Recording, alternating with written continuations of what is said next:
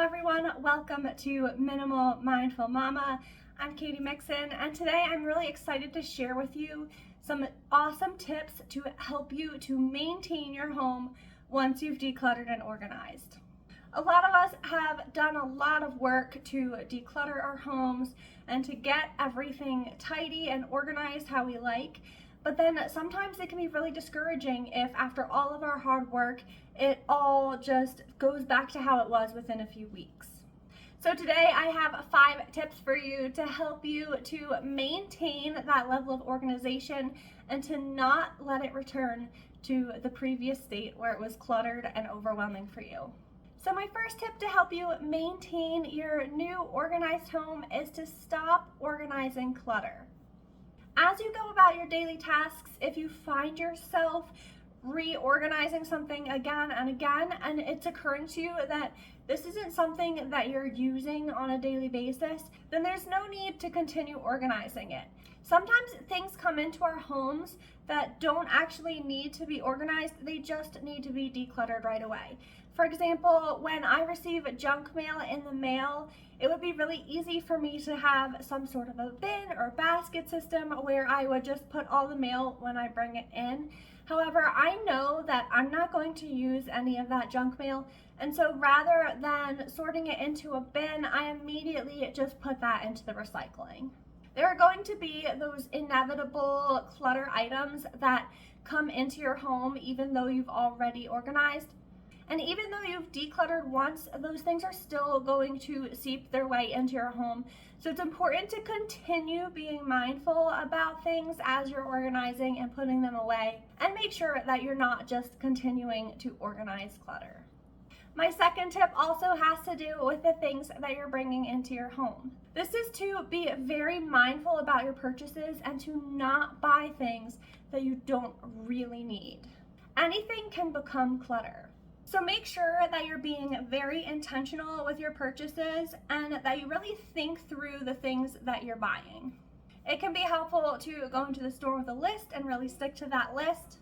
It can also be helpful to wait a few days before purchasing an item that you realize that you may need, so that you can evaluate if there might be something else that you could use that you already own instead of buying a new item. Many times we can declutter our homes and have them minimal and organized, and then after a few months or years we end up having a cluttered home again because we've purchased new things that we thought that we would love and use but turned out to be more clutter.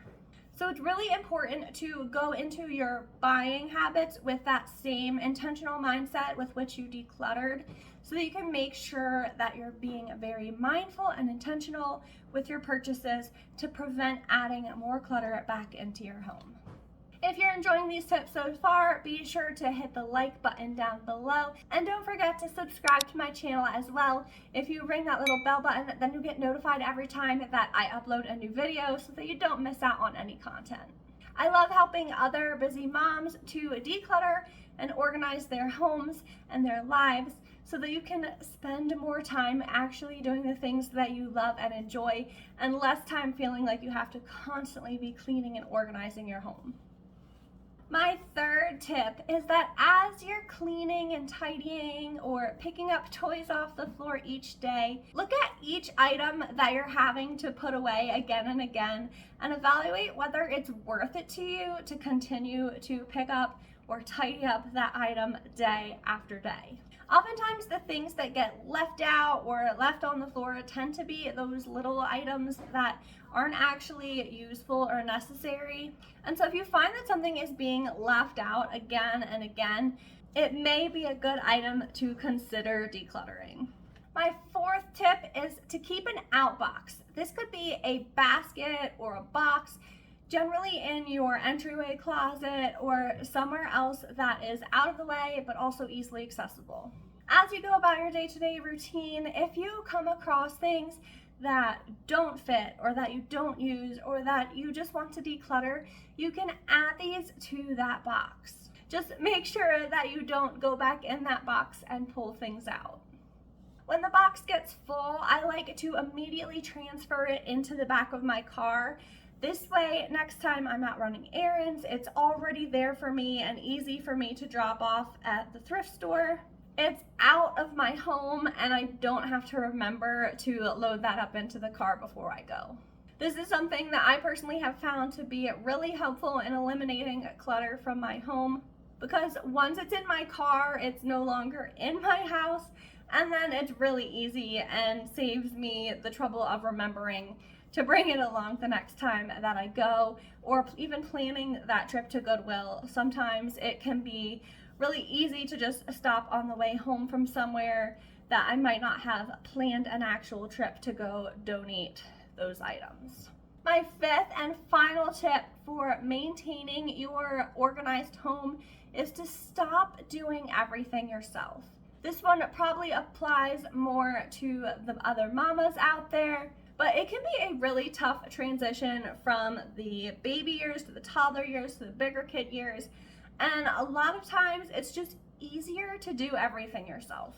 In reality though, everyone who lives in your home should be contributing to making that home a pleasant place to live. So if you have those toddlers or those slightly bigger kids who are capable of helping or doing some chores around the house, even though it might take them longer than it would take you, or it might just be more frustrating and it'll just be easier to just get it done yourself, I really want to encourage you to stick with it and to teach them how to do some of those chores and help out.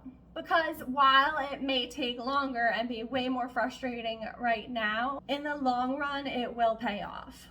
I know for me personally, it always feels like it would just be easier to just get it done myself than to try to get my kids to do it and to teach them how and then to do that day after day. But as they get older and the more they practice, the better they'll get at it.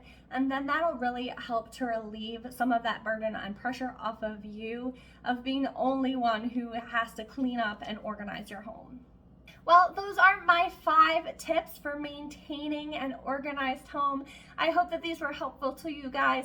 Drop a tip below if you have an additional one that you think is really helpful in keeping your house organized. Or if you don't have a tip of your own, then please comment down below and let me know which of these you found most helpful and you're most excited to try in your home.